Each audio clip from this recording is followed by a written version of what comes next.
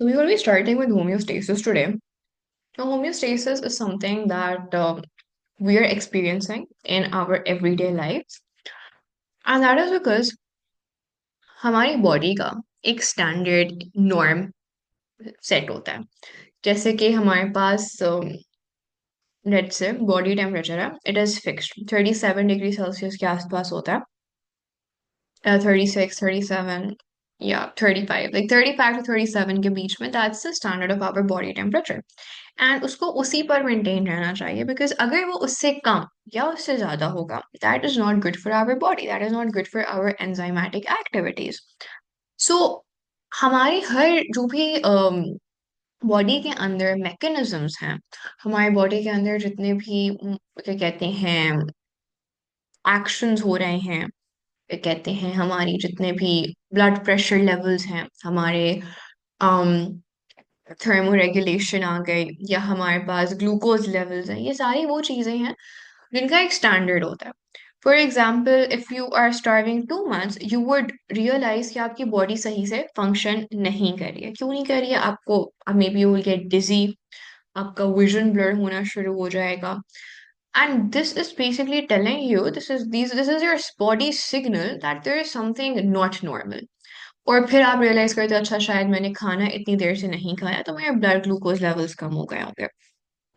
या फिर for example, if you are sweating too much in what do you say in summers, that means कि आपके environment का temperature इतना ज्यादा हो गया that your body needs to lose its internal heat. क्योंकि internal heat भी अगर lose नहीं हो रही होगी और बाहर से भी इतना heat है आप absorb कर रहे हो, so that is not good for your body. So maintenance of a constant internal environment is known as homeostasis. As our concern, जो हमारे syllabus का main concern है, वो हमें तीन चीजें देखनी है इस चैप्टर में. osmoregulation, which is the regulation of the fluid content in our body, कि हमारी बॉडी में कितना ज्यादा क्या कहते हैं वो है, लेट्स से वाटर है, that depends, that would influence the blood pressure. हमारे पास अगर बहुत ज्यादा ब्लड वॉल्यूम हो जाता है, ब्लड वॉल्यूम कब होता है? When there is too much fluid in our body, कि इतना ज्यादा फ्लूइड हो रहा है कि ब्लड वॉल्यूम बहुत बढ़ जाए. Now if the blood volume increases, हमारे पास हमारी जो ब्लड वेसल्स है वो एक हद तक एक्सपैंड कर सकती हैं, उसके बियॉन्ड वो एक्सपैंड नहीं कर सकती. They are elastic, they are muscular. लेकिन अगर बहुत ज्यादा एक चीज आप एक जगह में भर दें और वो इतनी ज्यादा स्पेस ऑक्यूपाई कर रही हो कि उसका प्रेशर इतना ज्यादा हो जाए, तो इवेंचुअली वो चीज बर्स्ट हो जाती है. Am I lagging guys? Okay, it's clear. I hope it stays clear. असल में यहाँ पे कंस्ट्रक्शन का काम चल रहा है और मुझे लग रहा है ये लोग आकर तार हिला के चले जाते हैं, तो मैं वो फिक्स करके आई हूँ. आई होप आपको सही रहे. Sorry about that.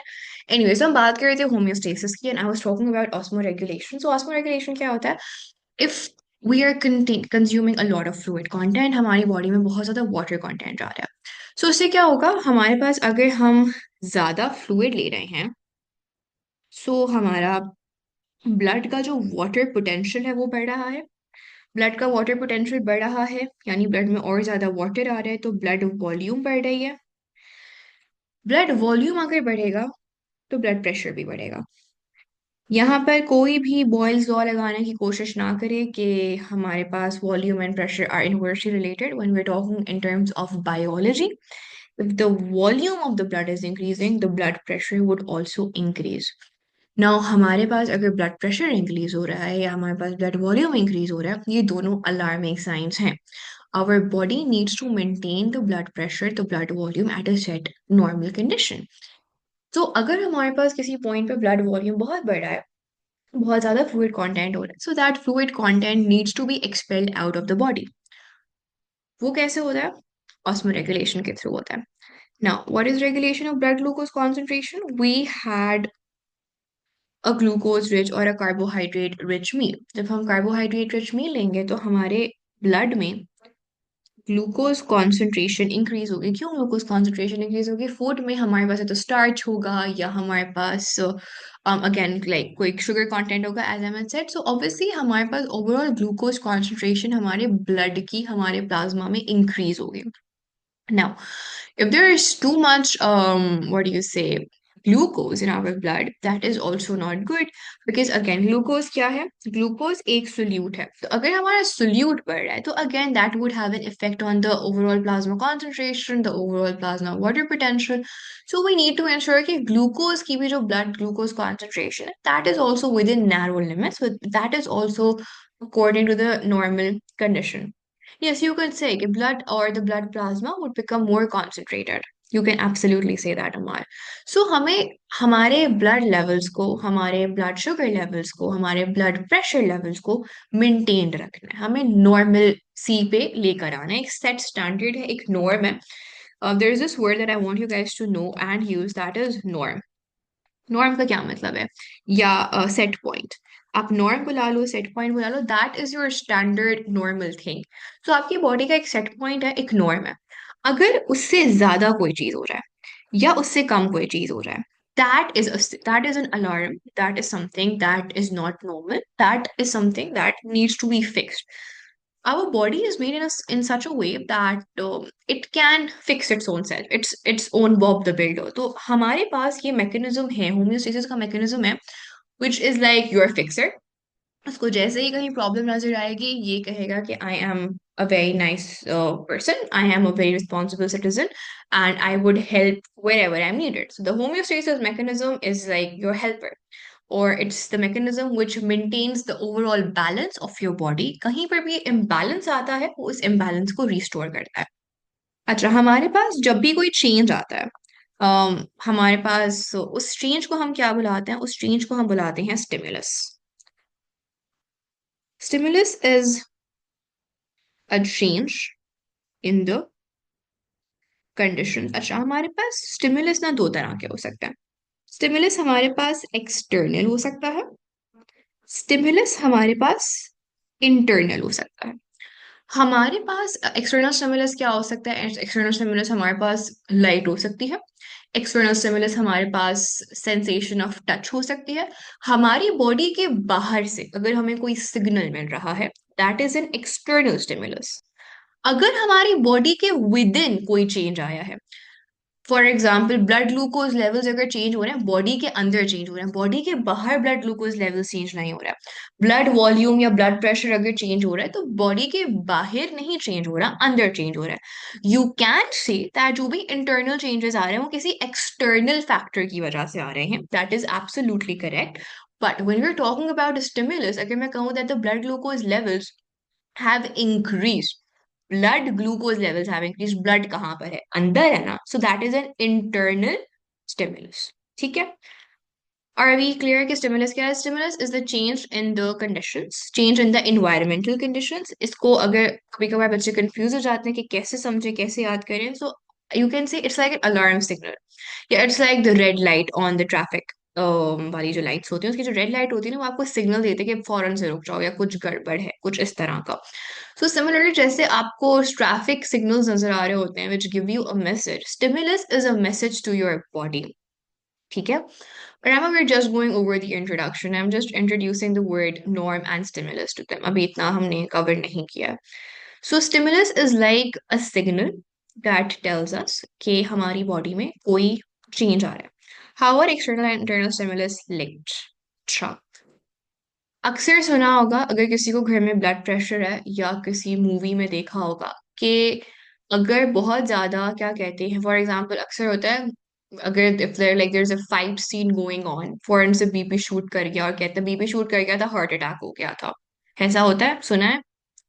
Now BP अंदर चेंज हुआ था, ब्लड प्रेशर इंटरनली चेंज हुआ था. सो जब ब्लड प्रेशर इंटरनली चेंज हुआ, ब्लड प्रेशर चेंज होने की बहुत सारी चीजें हो रही होती है बॉडी के अंदर. हमारे कुछ स्ट्रेस हार्मोन्स निकलते हैं, कोर्टिसोल होता है, एड्रेनलिन होता है, ये हार्मोन्स निकलते हैं.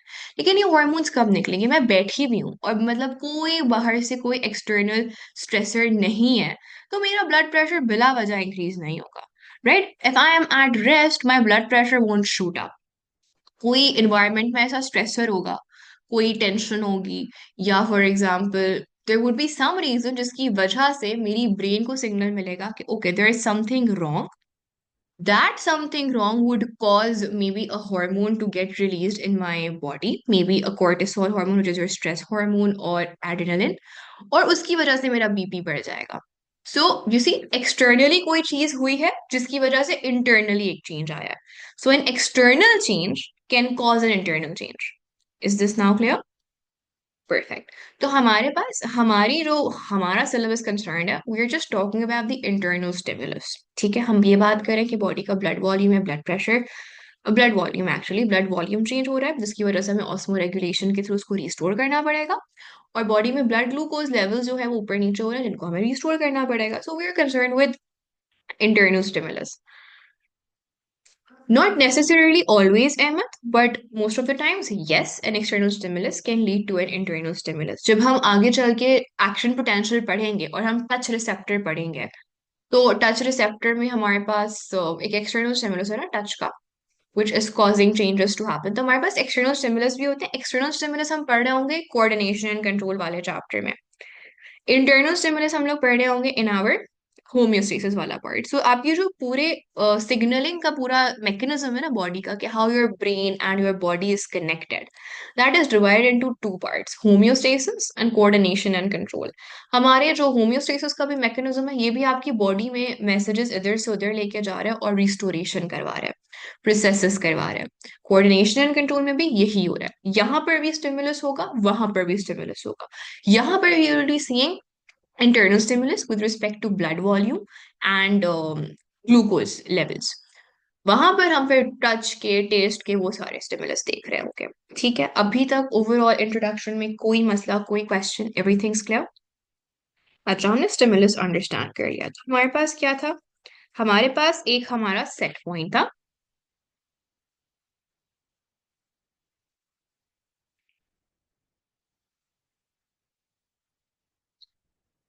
ना, हमारे पास set point is our normal situation. ठीक है, इस नॉर्मल सिचुएशन से कोई डेविएशन या चेंज आता है, दैट इज द स्टिमुलस। हमारा जो स्टिमुलस है उसको सेंस करने के लिए हमारी बॉडी में रिसेप्टर्स होता है।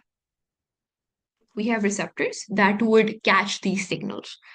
Once these receptors catch these signals, हमारे पास ये रिसेप्टर्स मैसेज भेजते हैं हमारे कंट्रोल सेंटर को। Now control centre is your CNS, majorly ये अक्सर ब्रेन ही होता है, most of the times it's your brain. So the receptors would catch the stimulus and they would send a signal to your control center.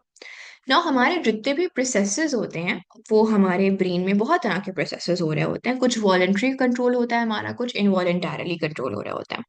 हमारे पास जैसे homeostasis में अभी हम पढ़ेंगे कि हमारे पास whenever there is a fluctuation in glucose levels, तो हमारे पास depending on what is the case scenario दो हार्मोन्स रिलीज होते हैं, ग्लूकागॉन रिलीज होगा या फिर इंसुलिन रिलीज होगा। क्या हम लोग कभी वॉलेंटरली बैठ के सोचते हैं कि चलो ब्रेन को बोलते हैं इंसुलिन रिलीज करवाओ? नहीं। यहाँ ब्रेन को बोलेंगे नहीं इंसुलिन हमें अच्छी नहीं लगती, आप सिर्फ ग्लूकागॉन बनाया करें। No, this is an involuntary process which is taking place. So receptors would sense the stimulus, send the signal to the control center that there is something wrong, there is something that is against the normal situations, and the control center would process that message. And once it processes that message, a signal is sent to an effector. Now, that effector could be a gland. Glands are basically the locations जहाँ से hormones secrete होते हैं, और it could be a muscle. जब हम homeostasis की बात कर रहे हैं तो हम ग्लैंड्स को देख रहे होंगे। ठीक है, हमारे पास यहाँ पर ग्लैंड्स होते हैं जो कि सिक्रीट कर रहे होते हैं हमारे hormones which are required to bring about the change. अब जब इफेक्टर ना, जो भी उसको इफेक्ट एक्सरसाइज करना है वो इफेक्ट एक्सरसाइज करेगा, सो उसकी वजह से हमारे पास ऑब्वियसली चेंजेस आएंगे, क्योंकि इफेक्टर को क्या मैसेज दिया गया है कि एक प्रॉब्लम हो गई है, तुमने इस प्रॉब्लम को फिक्स करना है। इफेक्टर प्रॉब्लम को फिक्स करना शुरू करेगा, शुरू करेगा, शुरू करेगा। एक पॉइंट आएगा जब हमारे पास जो भी इफेक्टर का मैकेनिज्म ऑफ एक्सरसाइज होगा, वो जब वो जनरेट करेगा, so there would come a point when we are back to the normal situations, we are back to our set point. When we are back to our set point, हमारे पास brain को एक feedback जाएगा that okay, everything is under control, we are back to our normal conditions, you can stop sending the message to the effector। And that is when the effective वो जो भी hormone release कर रहा था या जो भी वो सिग्नल रिलीज कर रहा था, वो सिग्नल रिलीज करना छोड़ देगा, और हमारे पास हर चीज एट रेस्ट नॉर्मल सिचुएशंस पर आ जाएगी. This is homeostasis in a nutshell. Any questions about this? हमारे पास जो फीडबैक होता है वो बेसिकली क्या होता है, once our things are under normal situations, हमारे रिसेप्टर्स सेंस कर रहे थे कि कुछ गड़बड़ है, तो हमारे पास जब वो गड़बड़ सेंस कर लेते हैं तो हमारे पास एक क्या कहते हैं पूरा ये लूप स्टार्ट होता है. जैसे ही हमारे पास सेट पॉइंट रीच हो जाता है तो वही सिग्नल वापस से ब्रेन को जाता है रिसेप्टर्स के थ्रू कि now things are under control and you can stop signalling the effector to secrete or release the hormones. ठीक है? This is for homeostasis only. Yeah, we can say so. असल में जो हमारा पूरा coordination control होता है, homeostasis होता है, ये बहुत complicated mechanisms होते हैं and a lot of things are interconnected and involved. हम लोग बहुत basic level का पढ़ रहे होते हैं. So at your level, you can say that the receptors, once they sense that everything's under control, they send a feedback to the brain and the brain then stops signaling the effector to secrete the hormone or whatever exercise the effector is doing. ठीक है? Now, हमारे पास let's start with, अच्छा before that हमारे पास दो तरह के mechanisms होते हैं, दो तरह के फीडबैक रिस्पॉन्सेज होते हैं.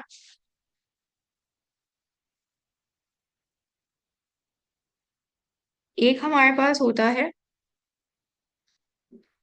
नेगेटिव फीडबैक और एक हमारे पास होता है positive feedback.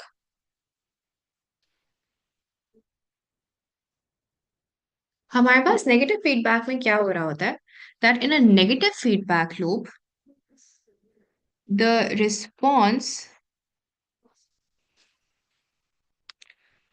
opposes or counteracts the change. इसका क्या मतलब हुआ कि फॉर एग्जाम्पल हमारे पास blood glucose levels went high. So अगर मुझे ब्लड ग्लूकोज लेवल्स को, फॉर एग्जाम्पल ये मेरा सेट पॉइंट है, this is my set point, the blue line is my base line, the set point, मेरे blood glucose levels have exceeded my set point. Now I have to come back to my set point. So if we need to bring our glucose levels back to the set point, हमें क्या करना पड़ेगा, किस तरह का feedback mechanism start करना पड़ेगा, which would oppose the change. Change क्या था कि ग्लूकोज लेवल्स बढ़ रहे थे, तो इसके रिस्पॉन्स में हमारी बॉडी क्या करेगी कि ग्लूकोज लेवल्स को कम करेगी.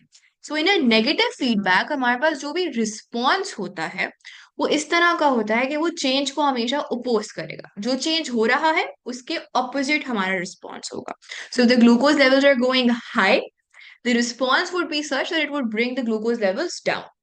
And if the glucose levels are going down, they're going low. So हमारे पास जो change होगा, it would be in a way, the response would be in a way that it would oppose the change by bringing the levels up. Is this clear? What is negative feedback? Now, if we talk about positive feedback is the opposite of it, which is that the response amplifies का मतलब होता है बढ़ाना, just to amplifies the change. Now इसकी example हमारे पास क्या होती है, इसकी एग्जांपल हमारे पास labor contractions are a good example of positive feedback. What happens is that when the baby exerts the pressure on the birth canal or on the cervix, हमारे पास cervix के ऊपर एक pressure है. Now that pressure is a change. For example, if this is your cervix and this is the baby's head, let's say this is the head and this is your cervix, which is your birth canal's opening, जो कि closed है. The baby's head is putting a pressure on the cervix. This pressure that is being put on the cervix is a change. It is a change in normal situations. हमारे पास receptors क्या करेंगे, brain को message भेजेंगे कि हमारे पास pressure exert हो रहा है cervix पे. Now अगर the negative feedback loop होता, pressure exert हो रहा है, pressure बढ़ रहा है, pressure को कम करो, ये नहीं होता during labour contractions. What happens is कि प्रेशर बढ़ाओ। कैसे प्रेशर बढ़ाओ? हमारे पास मसल कॉन्ट्रैक्शंस इंक्रीज हो जाती है, जिसकी वजह से not only is the baby pushing against the cervix, but जो हमारे सर्विकल मसल्स होते हैं they also contract and increase the pressure, and because of that the baby is able to come out of the cervix. So labor contractions are a perfect example of positive feedback wherein the change is getting increased, the change is getting amplified. So negative feedback में the response opposes the change, and in positive feedback mechanism, the response is basically amplifying the change. Is this clear? Positive and negative feedback.